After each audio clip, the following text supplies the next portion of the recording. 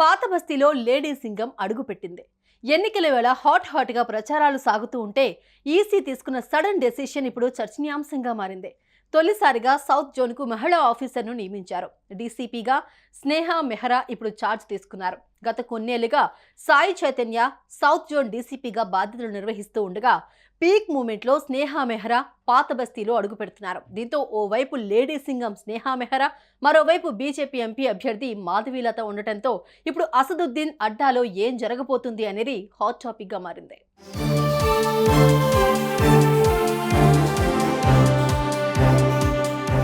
అసలు south zone డీసీపీగా Sai Chaitanya ఉండగా స్నేహ మెహ్రాను ఎందుకు ఈసీ నియమించింది అనే విషయాన్ని తెలుసుకునే ముందు అసలు ఎవరి స్నేహ మెహ్రా, ఆమె గురించి తెలుసుకుందాం. 2018 బ్యాచ్ కు చెందిన స్నేహ మెహ్రా గతంలో సైబర్ క్రైమ్ డీసీపీగా పనిచేశారు. ఆ సమయంలో ఆమె ఎన్నో కేసులు సాల్వ్ చేశారు. అంతేకాదు ఎంతో మంది కేటుగాళ్ల పనిపట్టారు.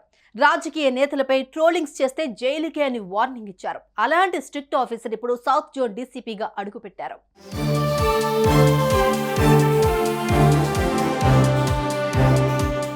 ప్రస్తుతం పార్లమెంటు ఎన్నికల హడావిడి కొనసాగుతోంది. ఈ క్రమంలో అత్యంత సున్నితమైన ప్రాంతం హైదరాబాద్. ప్రస్తుతం ఇక్కడ పోటీ గట్టిగా ఉంది. ఎంఐఎం నుంచి అసదుద్దీన్ ఓవైసీ ఓవైపు, బీజేపీ మాధవీలత మరోవైపు పోటీ చేస్తున్నారు.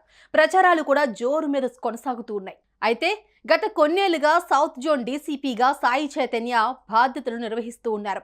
తెలంగాణ వ్యాప్తంగా ఐపీఎస్ల బదిలీలు జరిగినా కూడా ఒక్క సౌత్ జోన్లోని ఈ అధికారి మాత్రం అదే స్థానంలో ఉన్నారు. దీంతో బీజేపీ నేతలు ఎన్నికల సంఘానికి ఫిర్యాదు చేశారు. ఫలితంగా హైదరాబాద్ సౌత్ జోన్ డీసీపీగా సాయి చైతన్యను బదిలీ చేయాలని, అలాగే ఆయన స్థానంలో 3 ఐపీఎస్ అధికారుల జాబితా పంపాలని కోరింది. ఆ జాబితాలో భాగంగా సౌత్ జోన్కు కొత్త డీసీపీగా స్నేహ మెహ్రాను నియమిస్తున్నట్లు పేర్కొంది. వెంటనే ఆమె బాధ్యతలు స్వీకరించాలని కూడా ఆదేశించింది. అటు సాయి చైతన్యను ఎన్నికల సంఘం డీజీపీ కార్యాలయానికి అటాచ్ చేస్తున్నట్లు ఉత్తర్వులు జారీ చేసింది.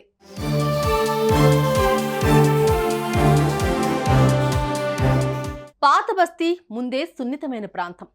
ఇప్పుడు అక్కడ బీజేపీ ఎంఐఎం మాటల యుద్ధం కొనసాగుతోంది. ఓవైసీ బ్రదర్స్ ఎలాంటి డెవలప్మెంట్ చేయలేదు అంటూ మాధవీలత ఏకిపారేస్తున్నారు.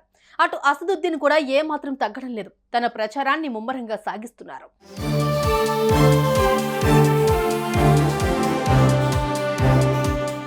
ఎన్నికల్లో ఎవరు గెలుస్తారో చెప్పలేం. కానీ ఇప్పుడు హైదరాబాద్కు వచ్చిన లేడీ సింగం మాత్రం అవినీతికి అడ్డుకట్ట వేస్తానంటోంది.